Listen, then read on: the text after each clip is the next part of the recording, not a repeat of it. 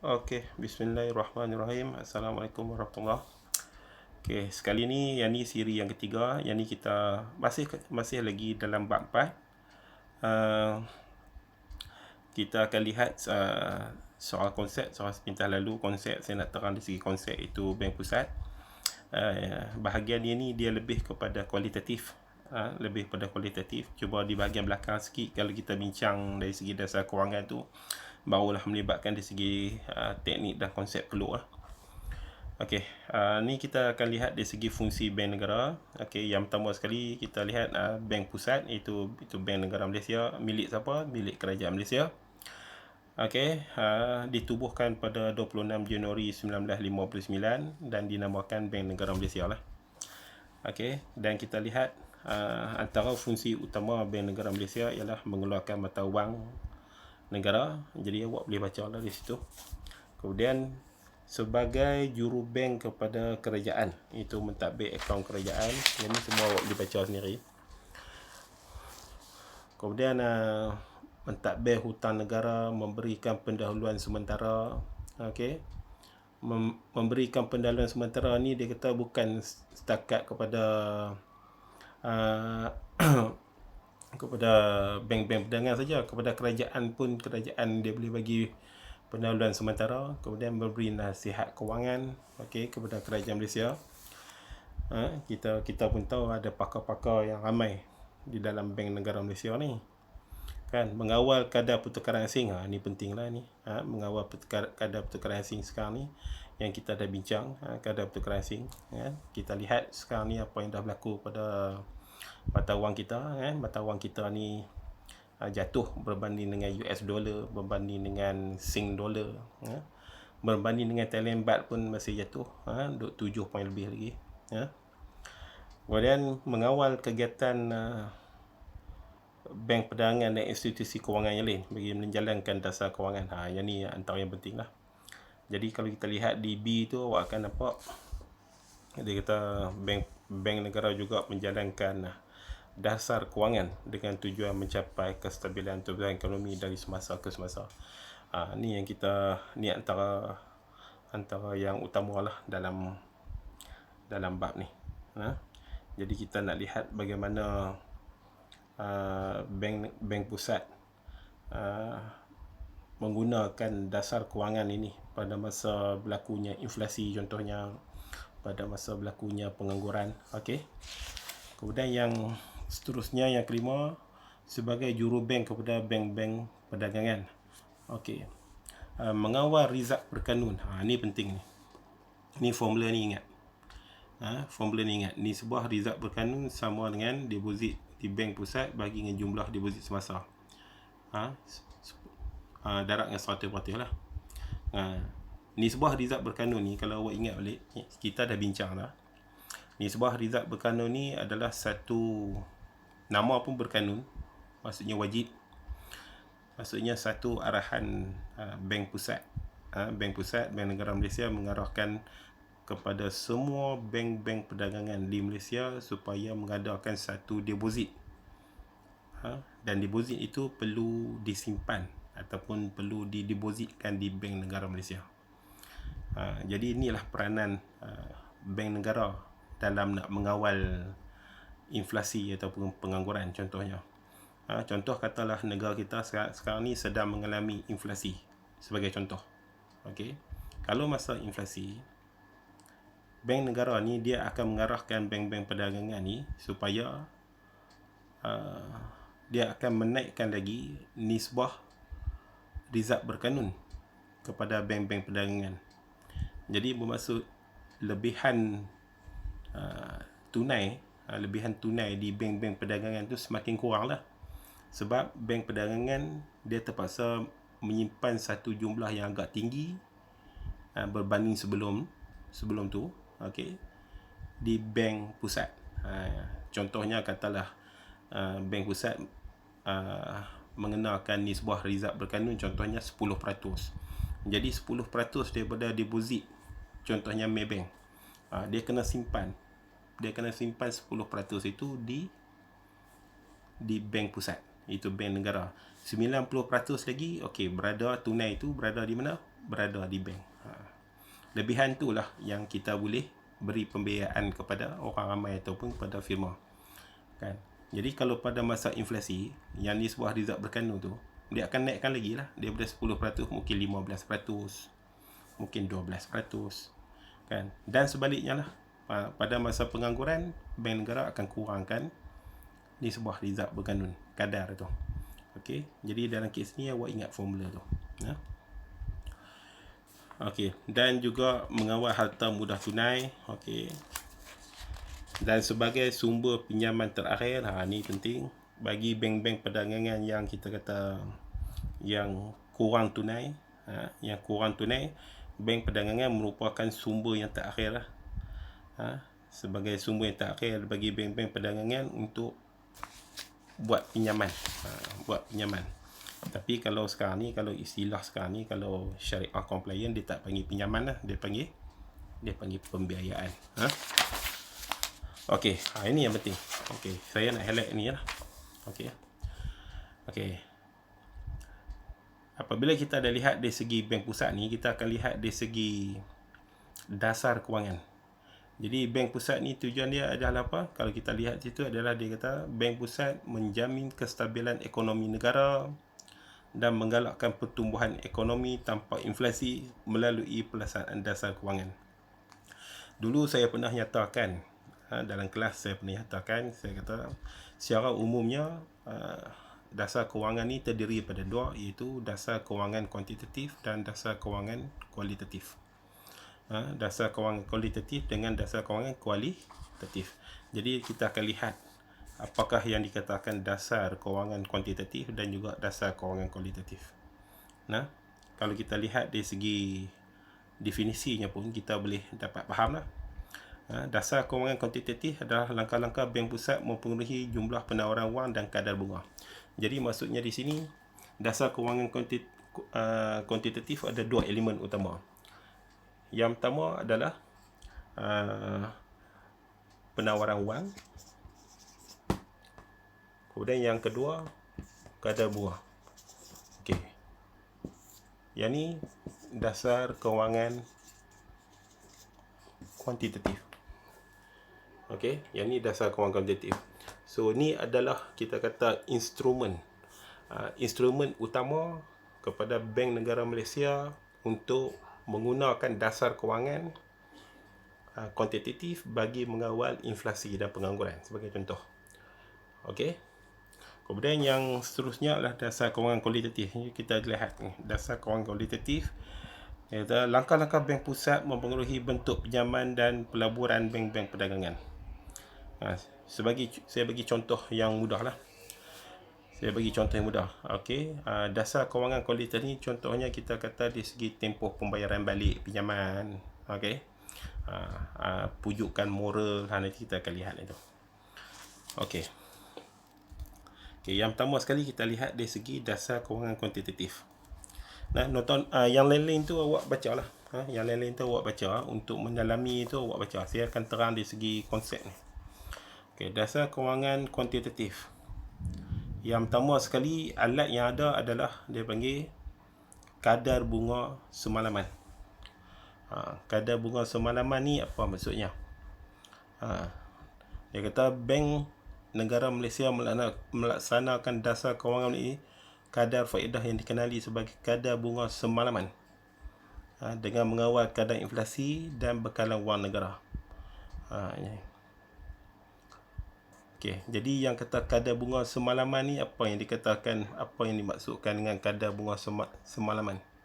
Okey, sebagai contohnya kalau pada masa inflasi, bank pusat ni dia akan menaikkan kadar bunga semalaman. Kan? Dia bila kadar bunga semalaman dinaikkan, bermaksud dia akan menaikkan kadar pinjaman asas. Jadi dalam hal ini, maksudnya bila kadar pinjaman asas tu meningkat, maksudnya dalam kes ni maksudnya dia akan meningkatkan kos pinjaman yang perlu ditanggung oleh bank-bank perdagangan. Jadi kesan daripada kenaikan ataupun beban kos pinjaman yang dihadapi oleh bank perdagangan, maka bank perdagangan pun dia turut menaikkan kadar bunga pinjaman yang dikenakan kepada peminjam. Contohnya kepada orang ramai ataupun kepada firma. Itu maksud kadar bunga semalaman. Okey. Itu maksudnya. Jadi kalau kata pada masa kemelesetan ekonomi pula, mudah saja. Maksudnya Bank Negara Malaysia, Bank Negara Malaysia akan menurunkan kadar bunga semalaman. Jadi oleh sebab itu, kadar pinjaman asasnya semakin murah. Jadi bank perdagangan ni dia bolehlah mengurangkan sikit kadar bunga pinjaman yang dikenakan kepada peminjam. So, jadi dia seolah-olah awak kena faham dari segi teknikal macam ni lah. Maksudnya kalau bank perdagangan dia kurang sumber kewangan, dia kurang kecairan tunai, dia pinjam daripada bank perdagangan, dan bank perdagangan mengenakan satu kadar faedah, dan kadar ni namanya kadar bunga semalaman. Jadi bank pusat ni dia kena ni mengikut keadaan lah, sama ada inflasi ataupun pada masa kemelesetan ekonomi seperti mana yang saya terang tadi lah. Okey, yang kedua dia mengubah kadar diskaun. Kadar diskaun. Okey, dia kata apa di sini? Dia kata bank negara boleh mengawal bekalan wang dalam ekonomi melalui pengenaan kadar diskaun terhadap institusi kewangan yang menjual bil-bil pendaraan kepadanya. Jadi maksudnya kadar diskaun ini ialah kadar potongan harga terhadap bil pendaraan yang dijual oleh institusi kewangan kepada bank negara sebelum tempoh matang tersebut. Jadi maksudnya bil-bil pendaraan yang dijual oleh bank-bank perdagangan kepada bank pusat, kepada Bank Negara Malaysia. Jadi sebagai contohnya, kita masa inflasi ni bank negara ni dia akan menaikkan kadar diskaun lah. Bila dia naik kadar diskaun, dia akan mengurangkan bayaran kepada institusi kewangan berkenaan. Jadi dia akan mengurangkan, bila dia mengurangkan bayaran kepada institusi kewangan, bermaksud dia telah mengurangkan bekalan wang dalam ekonomi dan mengurangkan tekanan inflasi. Itu maksudnya. Dan sebaliknya lah. Dan sebaliknya tu maksudnya pada masa kemelesetan ekonomi itu, maksudnya dia akan mengurangkan kadar diskaun, jadi dia akan menambahkan bekalan wang dalam ekonomi. Dia vice versa macam lah. Okey, operasi pasaran terbuka. Ini operasi pasaran terbuka ni tindakan bank pusat menjual bil-bil pendaraan dan bon kerajaan di pasaran modal sebagai operasi pasaran terbuka. Jadi maksudnya bank pusat dia menjual bil-bil pendaraan dan bon-bon milik kerajaan di pasaran modal. Jadi contohnya macam ni. Contohnya pada masa inflasi. Okey, pada masa inflasi ni kita tahu kalau boleh kita nak kurangkan penawaran wang, nak kurangkan kecairan tunai di tangan rakyat dengan cara kita kurangkan penawaran wang dalam ekonomi. Jadi bank pusat ni dia akan jual semua bil-bil pendaraan ni dan juga bon-bon kerajaan ni kepada institusi kewangan dan juga orang ramai. Jadi maksudnya duit tu berpindah daripada orang ramai, dan berpindah daripada bank-bank, berpindah duit tunai itu kepada bank pusat. Jadi apa kesannya? Kesannya penawaran wang dalam ekonomi berkurang lah. Bila berkurang kecairan tunai di tangan rakyat dan juga di bank-bank perdagangan, bermaksud aktiviti ekonomi itu aktiviti berkaitan tentang pelaburan. Bila pelaburan berkurang, permintaan agregat pun berkurang. Bila sebut permintaan agregat, awak ingat balik analisis ADAS. Okey. Jadi bila pelaburan berkurang, permintaan agregat berkurang, maksudnya tekanan terhadap inflasi itu dia dapat dikurangkan. Maksudnya kita dapat mengawal tekanan inflasi yang berlaku dalam negara kita. Kan sebaliknya dalam kemelesetan ekonomi macam tu juga. Dalam kemelesetan ekonomi terbaliklah. Maksudnya bank pusat dia beli pula. Dia beli pula bil pendaraan dan bon-bon kerajaan daripada institusi kewangan, dia beli pula. Jadi maksudnya duit di bank pusat dia akan mengalir keluar. Bank pusat dia akan mengalir keluar ke institusi kewangan. Itu. Jadi bila dana lebihan ada di institusi kewangan, dia akan boleh bagi pinjaman kepada orang ramai, kepada firma Dan kemudian apa kesan dia? Kesan dia kan pelaburan meningkat, permintaan aggregate meningkat. Jadi baru dia orang kata apa, merancakkan balik aktiviti ekonomi dalam negara. Kan? Okey. Yang ni antara yang utama juga mengubah nisbah rizab berkanun dan juga mengubah nisbah rizab tunai. Yang ni sebenarnya kita dah bincang dah. Okey, cuma ingat satu saja. Nisbah rizab berkanun dan nisbah rizab tunai. Ingat, kalau kata nisbah rizab berkanun, okey, yang ni simpan di mana? Di Bank Negara Malaysia. Simpan di mana? Simpan di Bank Negara Malaysia. Kalau nisbah rizab tunai, yang ni simpan di mana?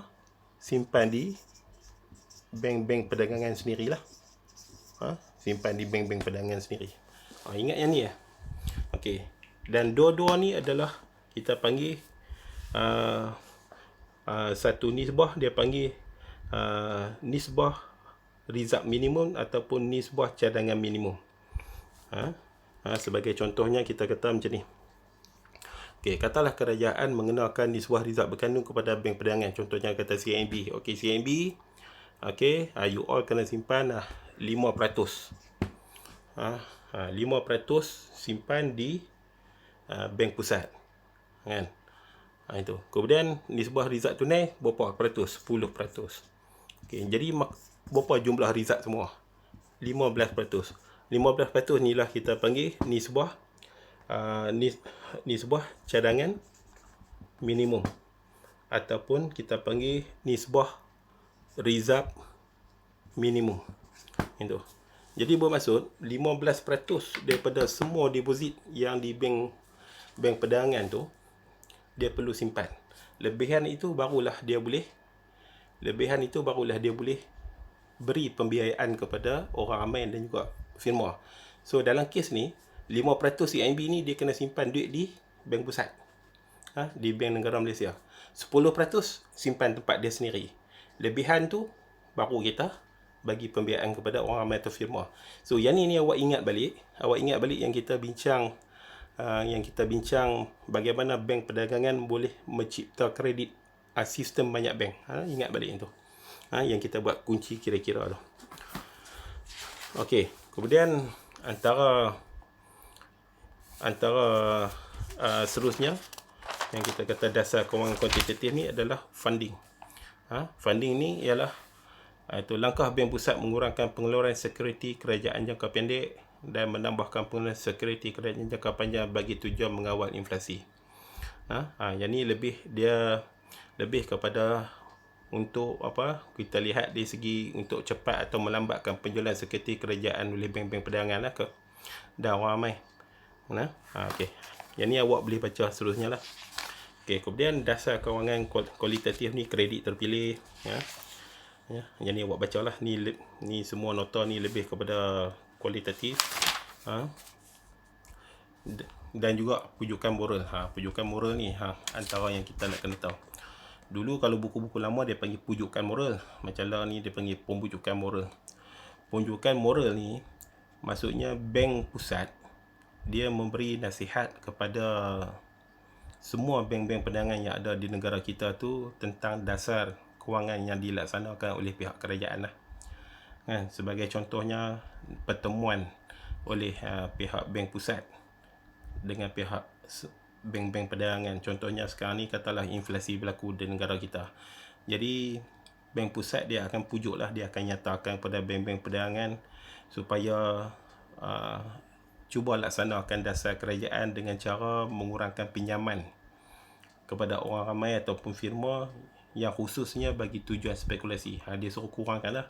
Kan, pada masa inflasi takkan kita nak suruh bank perdagangan disburse duit ataupun bagi duit pinjaman banyak-banyak pula kepada orang ramai kan.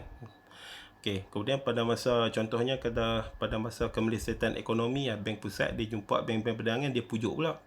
Dia pujuklah, dia beritahu okey, adakan dana untuk sektor-sektor PKS contohnya, untuk sektor-sektor tertentu, untuk industri-industri tertentu ataupun untuk industri-industri strategik dalam negara kan. Tujuan dia untuk merancangkan aktiviti ekonomi dan seterusnya untuk orang kata apa, meningkatkan pertumbuhan ekonomi dalam negara. Okey, yang ni antara salah satu yang utama lah yang Bank Pusat guna, dan kita namakan ni sebagai dasar kewangan kualitatif. So ni antara kita kata tugas-tugas ataupun fungsi Bank Pusat dari segi pelaksanaan dasar kewangan. Okey, nanti kita sambung lagi.